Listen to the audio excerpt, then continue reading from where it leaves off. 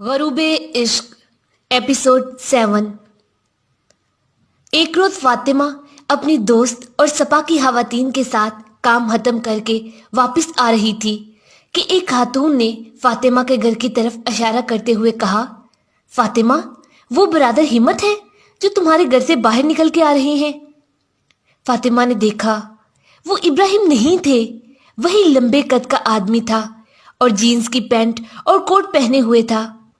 फातिमा ने महदी को अपनी दोस्त की गोद में दिया और दौड़ते हुए उस आदमी को जा लिया और उससे पूछगिछ शुरू की। उस आदमी ने जमीन से उठते हुए अपने कपड़े झाड़ते हुए कहा, माफी चाहता हूँ, मुझे मालूम नहीं था कि इस घर में आप लोग रहते हैं।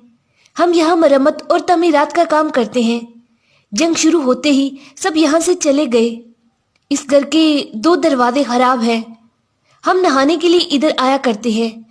मैं आपके लिए ये दरवाजा मरम्मत कर देता हूँ ताकि फिर कोई और न आ सके और आइंदा आपको परेशानी ना हो। फातिमा ने दरवाजे चेक किए तो वाकई हाल के कमरे के खुलने वाले तीनों दरवाजों के लॉक खराब थे। कोई भी बाहर से दरवाजा खोलकर अंदर आ सकता था। वो आदमी तो दरवाजे के लॉक दुरुस्त करके चला गया, मगर फातिमा को इस बात का इत्मीनान नहीं हुआ। उसने महदी की चीजें उठाई, सारे दरवाजे चेक किए और इब्राहिम के दोस्त डॉक्टर तवाना के घर आ गई। डॉक्टर तवाना का घर कुछ ही फासले पर था। फातिमा को महदी की फिक्र ज्यादा थी। अब तो वो दिन के वक्त भी वहां रहते हुए डरती थी। सवेरे ही महदी की चीजें समेटकर डॉक्टर तवाना के घर आ जाती। इस बार इब्राहिम ने फिर आने में पूरा हफ्ता लगा दिया। 2-3 दिन के बाद फिर ऐसा ही वाकया हुआ। सुबह में फातिमा डॉक्टर तवाना के घर ही आई थी तो देखा कि हाल के कमरे के दरवाजे से एक का लॉक टूटा हुआ है। अंदर गई तो देखा घर का सामान बिखरा पड़ा है। ऐसा लगता था कोई किसी चीज की तलाश में था। फातिमा इस वक्त उल्टे कदमों वापस डॉक्टर तवाना के घर वापस लौट गई। रात में इब्राहिम आ गए। फातिमा ने इन्हें पूरी बात बताई। इब्राहिम भी ये सुनकर फिक्रमंद हो गए और कहने लगे, ऐसे तो काम नहीं चलेगा, तुम्हारे पास किसी का होना जरूरी है। दूसरे दिन इब्राहिम अनमिश की ही एक खातून को फातिमा के पास ले आए और कहा कि मेरी गैर मौजूदगी में ये तुम्हारे पास रहेगी। वो खातून हफ्ता भर साथ रही, दिन में चली जाती थी और शाम में वापस फातिमा के पास आ जाती। 1 हफ्ते के बाद इस खातून ने भी आने से इनकार कर दिया। फातिमा जितनी भी अपनी हिफाजती इक़दामात कर लेती, मगर इतने बड़े घर में इन वाकयात के बाद अब उसका अकेले रहना नामुमकिन हो गया था। कीड़े मकोड़ों और बिच्छू निकलने के साथ साथ सद्दाम के मिसाइली हमले अपनी जगह थे। अक्सर ऐसा होता कि खतरे का अलार्म बजते ही इन्हें पनाहगाह की तरफ दौड़ना पड़ता था। फातिमा की समझ में नहीं आ रहा था कि क्या फैसला करे, वापस अस्फहान चली जाए या इस तरह खतरा मोल लेकर यही रुकी रहे। वो इब्राहिम को छोड़कर नहीं जाना चाह रही थी। काफी सोचने के बाद इस नतीजे पर पहुंची कि कुछ अरसा के लिए वापस अस्फहान चली जाए। इन्हीं दिनों इसे इत्तला मिली कि यूनिवर्सिटी में सेमेस्टर शुरू होने वाला है। उस रात इब्राहिम जब आए तो फातिमा ने उनसे कहा कि इब्राहिम, मैं सोच रही हूँ कुछ अरसा के लिए अस्फहान चली जाऊं, अपनी पढ़ाई का ये टर्म पूरा कर लूं। इस तरह यहाँ पड़े पड़े मैं आपकी परेशानी में इजाफा ही कर रही हूँ। इब्राहिम ने मुस्कुराकर फातिमा की तरफ देखा और कहा, भाई, ये यूनिवर्सिटी के खौफ फिलहाल देखना छोड़ दो। तुम्हें तो लुबनान और फलस्तीन का सफर इकट्ठे तय करना है, कुछ आजाद कराना है, एक साथ शहीद होना है। तुमने मेरे साथ यही शर्तें रखी थी ना? फातिमा इब्राहिम की बात पर ममनाते हुए कहा, असल में पढ़ाई का मसला नहीं, असल बात कुछ और है। यहाँ कई दिन से बिच्छू और दूसरे जहरीले कीड़े मकोड़े निकल रहे हैं। कल रात मैंने खुद एक बिच्छू महदी की बिस्तर से हटाया था। इस दिन के बाद से मैं बहुत खौफजदा हो गई हूँ। अभी तो सर्दी है, बाहर का मौसम शुरू होते ही ये कीड़े मकोड़े अपने ठिकानों से बलबलाकर निकल आएंगे। मैं आपको नहीं बताना चाहती थी, आप वैसे ही हमारी तरफ से फिक्र में रहते हैं। इब्राहिम नन्हे महदी को गोद में लिए इसके बालों में उंगलियां फेर रहे थे। फातिमा की बात सुनकर गहरी सोच में चले गए। कमरे में गहरा सन्नाटा छाया हुआ था। फातिमा इब्राहिम के जवाब की मुंतजिर थी। इब्राहिम को बिल्कुल खामोश सर झुकाए देखकर फातिमा ने सुकूत को तोड़ते इब्राहिम का कंधा हिलाया। इब्राहिम कुछ जवाब दे। फातिमा को देखा। इब्राहिम की दिलनशीन आंखों में आंसू बस छलकने को हैं। फातिमा ने बेकरार होकर कहा, हाँ जीजा, खुदा की कसम मैं आपकी आंखों में पहले ही डूब चुकी हूँ कि किनारा नहीं मिलता। अब मेरा दिल न हलाएं। मैं ये टर्म पास कर लूँ फिर आपके पास आ जाऊंगी, बल्कि आप खुद मुझे लेने आ जाइएगा। वैसे भी आप हफ्ते 15 दिन बाद आते हैं और इन वाकयात के बाद कितने हमारी तरफ से फिक्रमंद हैं। आज फातिमा को शिद्दत से एहसास हुआ कि इब्राहिम भी कितनी इसकी कमी महसूस करते हैं। दूसरे दिन इब्राहिम फातिमा को अस्फहान की बस में सवार कराने आए। फातिमा जब सीट पर बैठ गई तो इब्राहिम ने नन्ही महदी को फातिमा की गोद में देते हुए आहिस्तगी से फातिमा से कहा, फातिमा जा, इब्राहिम भी तुम्हारे बगैर नहीं रह सकता। तुम मेरे लिए खुदा का दिया हुआ तोहफा हो। कोशिश करना जल्दी आ जाओ। इस लम्हे फातिमा का दिल चाहा बस से उतर जाए और इब्राहिम के साथ वापस घर आ जाए।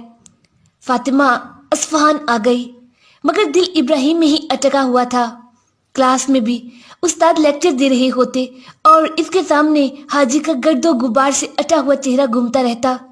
खसूसन जब इसके क्लास के और यूनिवर्सिटी के कुछ लड़के अपने इनकलाबी और हिजबुल्लाही होने का पोज देते, मगर इनके कीमती सूट बूट, इनके नए मॉडल्स की गाड़ियां और इनके हशाश बगशाश शक्ली और बेबाक निगाहें हरगिज इनका इनकलाबी होना साबित नहीं करती थी। फातिमा जब भी इन लड़कों के हशाश बशाश चेहरे को देखती, इसे इब्राहिम की मस्कीन सी शक्ल और थकन से चूर सुर्ख आंखें याद आ जाती और फातिमा दुख से सोचती, इब्राहिम जैसे जवान इमाम जमाना के ये गुमनाम सिपाही बगैर किसी अदा के किस तरह दुश्मन के मुकाबले में डटे हुए हैं। बेनाम हीरो जिन्हें किसी जाओ मकान का लालच नहीं है, पूरे इखलास के साथ सिर्फ और सिर्फ पर्चे में इस्लाम को बुलंद रखने और दुनिया में हकीकी इस्लाम की शनाख्त करवाने में मसरूफ हैं। और ये 2 टके के लड़के जिन्होंने जंग और इनकलाब की खुशबू भी नहीं सूंघी, अब अपने बिलों से निकल कर आए हैं, इनकलाबी होने का दावा कर रहे हैं। फातिमा को याद आता, इब्राहिम जब भी किसी कार्रवाई से वापस आते, फातिमा इसरार करती कि अपना वजन करें और हर बार कार्रवाई से वापसी पर इब्राहिम हिम्मत 5-6 किलो वजन कम कर चुके होते थे। हुरम शहर की आज़ादी के बाद तो इब्राहिम को हाथों पर डालकर घर छोड़कर गए थे और फातिमा कितनी ही देर इब्राहिम का ये हाल देखकर सिसकती रही थी। कुछ दिन तो फातिमा यूनिवर्सिटी गई, फिर क्लास में भी दिल न लगता। अक्सर लेक्चर अधूरा छोड़कर घर आ जाती और इस वक्त को कोसती रहती जब उसने इब्राहिम से अपने अस्फहान जाने के लिए कहा। उसको ऐसा लगता था अस्फहान आकर न जाने कितना बड़ा गुनाह कर बैठी हो। एक रोज जब इब्राहिम का फोन आया तो फातिमा ने बिलक बिलक कर रोना शुरू कर दिया और इब्राहिम से कहा, बस इब्राहिम आप जहां भी हैं फौरन आकर मुझे अपने साथ ले जाएं। फातिमा की वालदा ने फातिमा के हाथ से फोन लिया और इब्राहिम से कहा, हिम्मत बेटा, फातिमा से कहीं इतना वापसी के लिए इसरार न करे। इम्तिहान नजदीक है, ग्रेजुएट कर ले फिर आपके पास चली आए। अम्मी जान, मैं तो कुछ भी नहीं कह रहा, मगर फातिमा बेगम को हमारी दूरी बर्दाश्त नहीं है। आप फिक्र ना करें, मैं इसके इम्तिहान होने तक नहीं आऊंगा। वो इत्मीनान से पेपर दे ले और इतना मेरे लिए रोया ना करे, मैं परेशान हो जाता हूँ। इब्राहिम ने यह कहकर उधर से फोन रख दिया। फातिमा के वालिद तो फातिमा की हालत देखकर सख्त गुस्सा करते, इस लड़के ने हीला पर जादू कर दिया है, सारा दिन इब्राहिम नामा पढ़ती रहती है। मगर फातिमा कैसे बताती कि बाबा जान न जाने कब इब्राहिम का साथ छूट जाए। इसके लिए तो इब्राहिम के साथ गुजरने वाला एक एक लम्हा कीमती था। इम्तिहान सर पर थे। फातिमा बेदिली के साथ इम्तिहान की तैयारी में लगी थी। उस रोज आखिरी पेपर था। फातिमा पेपर देकर यूनिवर्सिटी से बाहर निकली। उसे अपनी आंखों पर यकीन न आया। यूनिवर्सिटी के गेट के बिल्कुल सामने इब्राहिम सपाक की सबज जीप से टेक लगाए खड़े थे। फातिमा को आते देखकर इब्राहिम ने मुस्कुराकर यीला की तरफ हाथ हिलाया। لیلا کے لیے یہ انتہائی خوشگوار لمحہ تھا۔ وہ سوچ بھی نہیں سکتی تھی کہ ابراہیم اس طرح اسے سرپرائز کر دیں گے۔ فاطمہ حیران سی آگے بڑھی۔ ابراہیم کو اچانک اپنے سامنے پا کر ایسے لگا جیسے جلتی دھوپ میں اچانک بادل کے ٹکڑے نے اس کے سر پر سایہ کر دیا ہو۔ بادل کا ٹکڑا سایہ دینے والا، ٹھنڈا، نرم، سکون دینے والا۔ فاطمہ کی اداسی لمحوں میں دور ہو گئی۔ ابراہیم کے لیے وہ کتنی اہم تھی، یہ تصور ہی اس کے وجود کو سرشار کر رہا تھا۔ اس وقت سپا کی سبز جیپ میں ابراہیم کے کنارے بیٹھی فاطمہ اپنے آپ کو دنیا کی سب سے خوش نصیب ترین لڑکی تصور کر رہی تھی۔ اور پھر جب ابراہیم نے بتایا کہ وہ کل ہی آ گئے تھے اور اس کو آج یونیورسٹی آ کے سرپرائز دینا چاہ رہے تھے، تو فاطمہ کی آنکھوں میں آنسو آ گئے۔ اس کی نظروں میں ابراہیم کی عظمت اور بڑھ گئی۔ ابراہیم، میں بہت خوش نصیب ہوں، مجھے ایک عظیم انسان کا ساتھ ملا ہے، محبان، محبت کرنے والا، جس کے سنگ ہر سختی کو تحمل کیا جا سکتا ہے۔ فاطمہ جذبات سے لبریز آواز میں بولے جا رہی تھی۔ ابراہیم بھی اس کی باتوں سے خوب ہنستے رہے اور فاطمہ کو چھیڑنے کے لیے کہا، ذرا یاد کرو کتنی بار مجھے پیغام بھجوانا پڑا، تب جا کر تم نے ہاں کی، اور وہ بھی میں نے اتنا گڑ گڑا کر اللہ سے التجائیں کی، اور تمہارا ساتھ مجھے ملا، تب جا کر تمہارا دل نرم ہوا۔ تم تو مجھے اپنا دشمن ہی سمجھتی تھی۔ دشمن نہیں، اکڑو اور مغرور، فاطمہ نے فوراً جواب دیا۔ انسان جب اچھوں کے ساتھ رہتا ہے تو اسے اس وقت تک اس کی قدر پتہ نہیں چلتی جب تک اس کا واسطہ مختلف قسم کے انسانوں سے نہ پڑ جائے۔ فاطمہ کے ساتھ بھی یہی ہوا تھا۔ ایک بار پھر یونیورسٹی آ کر اسے ابراہیم کی اہمیت اور قدر و قیمت کا اچھی طرح سے اندازہ ہو گیا تھا۔ ابراہیم نے فاطمہ کو بتایا کہ اب وہ اندمشق میں نہیں ہیں اور فی الحال کچھ کاموں کی وجہ سے اسلام آباد غرب میں ہیں۔ وہ 3 دن اصفہان میں رہ کر ابراہیم فاطمہ کو ساتھ لے کر اسلام آباد غرب آ گئے۔ اسلام آباد غرب کا شمار ایران کے صوبہ کرمانشاہ کے ایک وسیع شہر میں ہوتا ہے۔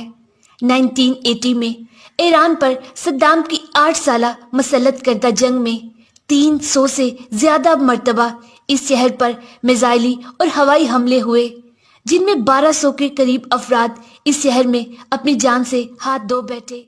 اسلام آباد کی جغرافیائی پوزیشن کی وجہ سے اسلام آباد غرب کو خاص اہمیت حاصل تھی، چنانچہ شہر کی تمام افرادی قوت اور اسلحہ و بارود کا ڈیپو بن گیا تھا۔ سرپل ذہاب، قصر شیریں اور گیلان غرب سمیت جنوبی محاذ پر اسلحہ اور گولہ بارود کی سپلائی اسی شہر سے ہوتی تھی۔ یہ شہر جنگ کے بالکل ابتدائی ایام میں روسی ساحت کے اسکارٹ میزائل اور فضا سے زمین پر مار کرنے والے راکٹوں کی زد میں رہا، جس کے نتیجہ میں اس شہر کی فوجی اور غیر فوجی تنصیبات کو خاصا نقصان پہنچا۔ جنگ کے آخری ایام میں مسلح دہشت گردوں نے، جنہیں صدام کی بھرپور حمایت حاصل تھی، اسلام آباد غرب پر چڑھائی کر دی اور اسلام آباد غرب کے نواحی علاقہ دشت حسن آباد میں ایرانی فورسز سے ان کا آمنا سامنا ہوا۔ ایرانی جوانوں نے بڑی بے جگری سے ان کا مقابلہ کیا اور اس طرح منافقین کا تہران کو 3 دن میں فتح کرنے کا خواب شرمندہ تعبیر نہ ہو سکا۔ درود و سلام ہو ان دلیر اور حسینی جوانوں پر۔ اسلام آباد غرب کی صورتحال تو پاوے سے بھی بدتر تھی۔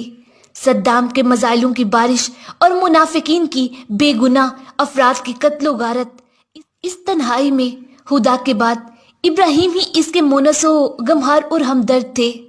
اب جبکہ فاطمہ ابراہیم کی قدر و قیمت کو سمجھ چکی تھی، کسی قیمت ابراہیم کو کھونا نہیں چاہتی تھی۔ ابراہیم سے کہتی، کیا ضروری ہے کہ آپ شہید ہو جائیں؟ جنگ کے بعد بھی تو اس ملک کو آپ جیسے افراد کی ضرورت ہوگی۔ بس میں آپ کی شہادت کی دعا نہیں کروں گی۔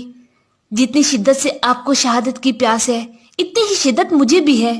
میں اب خدا سے آپ کی زندگی کی دعا کرتی ہوں، مرنے کی نہیں، اور میں جانتی ہوں اللہ میری دعا رد نہیں کرے گا۔ مگر فاطمہ یہ نہیں جانتی تھی، یہ جاننا ہی نہیں چاہتی تھی کہ اس بار بھی ابراہیم کی دعا فاطمہ کی دعا سے سبقت لے جائے گی اور ابراہیم سرخرو ہو جائیں گے۔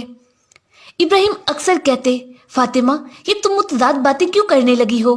پہلے تو تم کہتی تھی آپ کی شہادت یقینی ہے، اور اب کہتی ہو آپ شہید نہیں ہوں گے۔ ہاں ابراہیم، میری سوچ بدل گئی ہے۔ فاطمہ کہتی، آپ اسے میری خود غرضی کہہ لیں کہ اسلام کی خاطر ہر طرح کی سخت حالات میں بھی آپ کے ساتھ گزارا کرنے کو تیار ہوں، بس آپ کو زندہ اور اپنے پاس دیکھنا چاہتی ہوں۔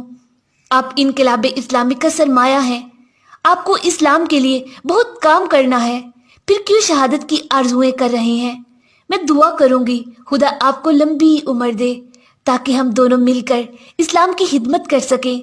میں بھی اللہ کے حضور سر بلند ہونا چاہتی ہوں، بس آپ کو زندہ رہنا ہے۔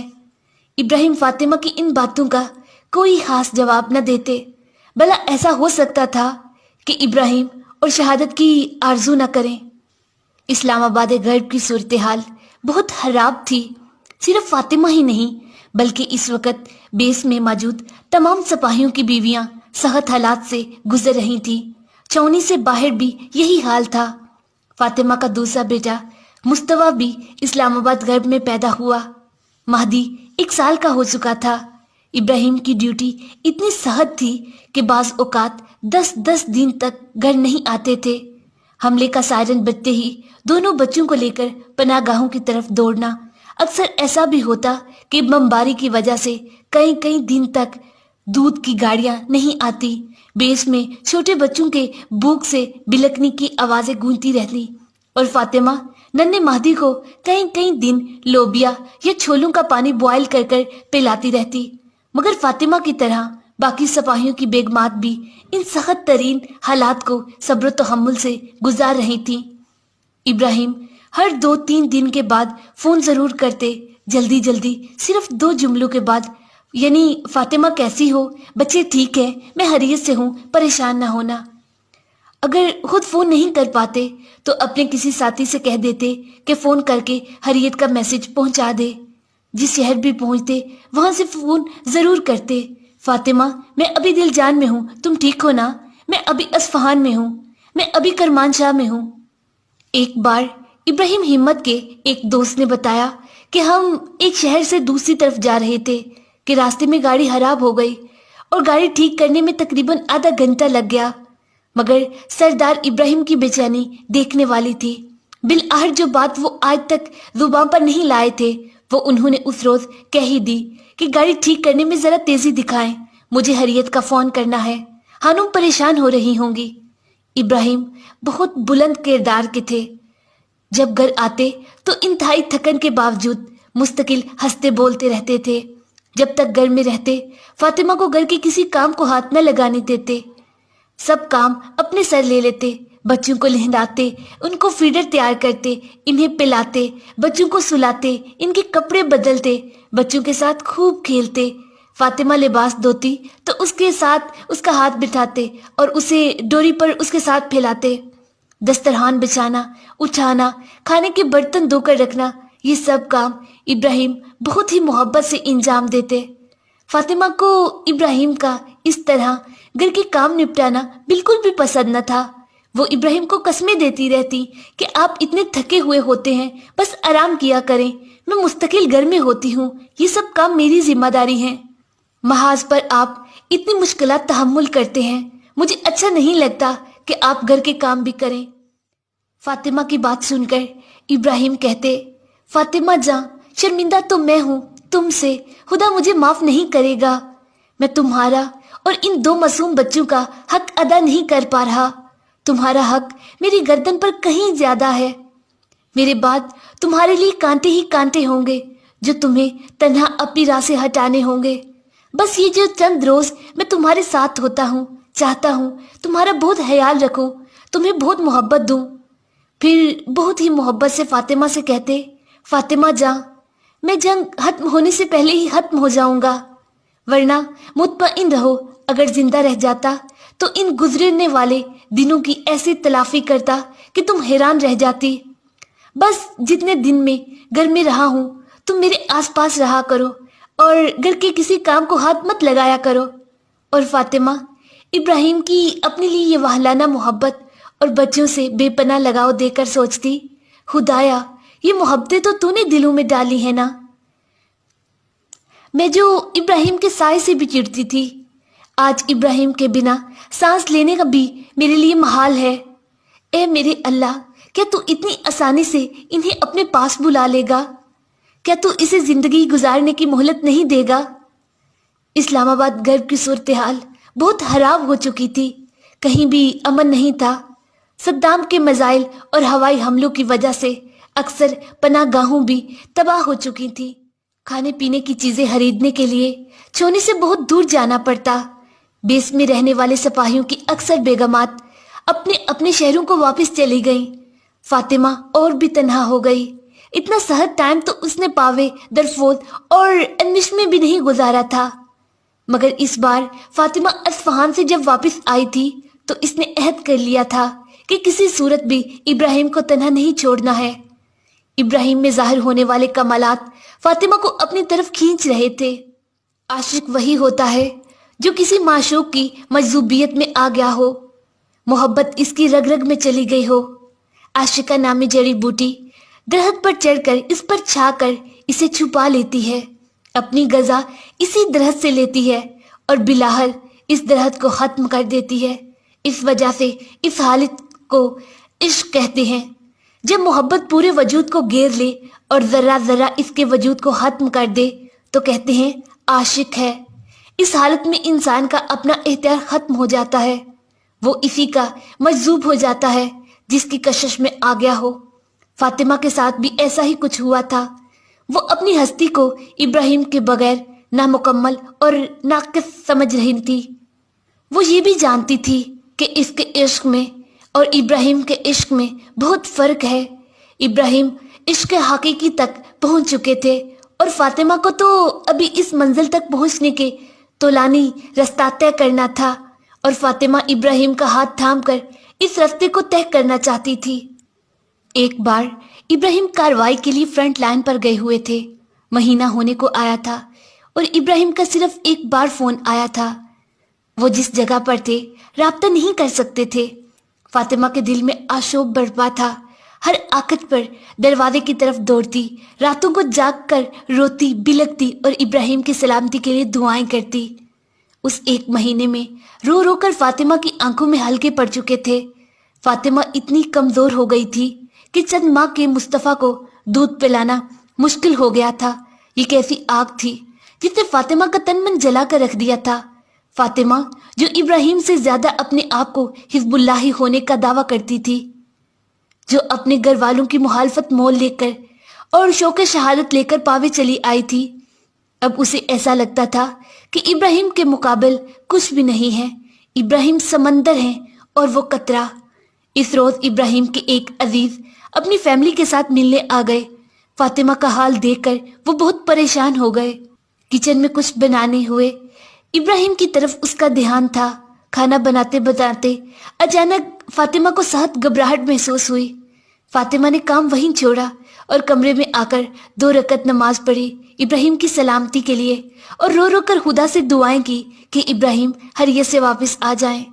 कुछ दिन बाद जब इब्राहिम वापस आए, फातिमा की शक्ल देखकर इंतहाई परेशान हो गए और फातिमा से कहा, फातिमा तुम मेरे जाने से इस हद तक परेशान हो जाती हो कि तुम्हें अपना भी होश नहीं रहता। मैंने पहले भी कहा था कि अगर तुम नहीं चाहती तो मैं अब महाज पर नहीं जाऊंगा, मगर फातिमा को पता था ये इब्राहिम के दिल की आवाज नहीं। फातिमा ने अपनी इस रोज की बेकरारी वाली बात इब्राहिम को बताई और ये भी बताया कि किस तरह इसने रो रो कर दुआ की है कि आप सलामत वापस आ जाएं। अभी फातिमा की बात अधूरी थी कि इब्राहिम ने नाराजगी से कहा, अच्छा तो जब तुम दुआ कर रही थी ये वही लम्हा था जब हम बारूदी सरंगू से बड़े मैदान से गुजर रहे थे और छोटी सी हता हमें मौत से हमकनार कर सकती थी। हमने इस कार्रवाई में बहुत शहादतें दी हैं मगर मुझे कुछ भी नहीं हुआ। फिर इब्राहिम ने बहुत उदासी और दुख से कहा, फातिमा ये तुम्हारी दुआएं, रोना बिलकना मेरी शहादत की राह में रुकावट बना हुआ है। मुझ पर ऐसा जुल्म न करो, तुम मुझे शहीद होने नहीं दोगी। फिर इब्राहिम ने बहुत मोहब्बत से फातिमा के हाथ को थाम कर उसको अपने पास बिठाया और कहना शुरू किया, फातिमा मेरी जान, تم سے محبت کا پہلا قدم تو میں نے اٹھایا تھا. میں تمہارے لیے اداس رہتا ہوں. حتیٰ فرنٹ لائن پر بھی میرے ذہن میں تمہاری تصویر آ جاتی ہے. میں ہرگز وہ دن دیکھنا نہیں چاہتا جب میں تو زندہ رہ جاؤں اور تم نہ رہو. مگر فاطمہ، عشق تو ایک پائیدار جذبے کا نام ہے. عشق ابھرتا ہے تو پھر غروب نہیں ہوتا. جب انسان حقیقی عاشق ہو جاتا ہے تو پھر وہ سب کچھ اپنے لیے نہیں مانگتا. وہ دوسروں کے رنج سے لا تعلق نہیں ہوتا. حقیقی عشق صرف اللہ کی ذات سے ہے، اور جب انسان اس منزل پر پہنچ جاتا ہے تو اس سے اپنے عشق کو پانے کے لیے عظیم قربانیاں دینا ہوتی ہیں، جس کی سب سے بڑی مثال کربلا ہے. اگر عشق کو پہچاننا ہے تو الہی رہبروں کو دیکھے. انبیاء اور ائمہ کو خدا کی ذات سے عشق تھا. ابراہیم کی باتیں فاطمہ کی روح کی گہرائیوں میں اتر رہی تھی. ابراہیم کہہ رہے تھے، فاطمہ جاں، عشق قربانی مانگتا ہے. ایک عاشق کو بہت کچھ قربان کرنا پڑتا ہے. تم بھی اگر عاشق ہو تو تمہیں بھی بہت کچھ قربان کرنا پڑے گا. میں جانا چاہتا ہوں اور تم رکنا. تم کہتی تھی کہ تم نے خدا کی رضا کے لیے شادی کی ہے. تمہارے جذبے بہت بلند ہے. میں پرواز کے لیے بے چین ہوں، اور یہ اس وقت ممکن ہوگا جب تم مجھے اپنے عشق کو لازوال عشق میں تبدیل کر دو. مگر فاطمہ، جس نے ابھی ابراہیم کے ساتھ سفر شروع کیا تھا، کیا تھا، کیسے اتنی آسانی سے اپنی وابستگی ابراہیم سے ختم کر دیتی؟ وہ جب دیکھتی کہ ابراہیم کتنا ٹوٹ کر اسے چاہتے ہیں، انہیں کتنا اس کا خیال ہے، تو کس طرح اس کی جدائی پر راضی ہوتی؟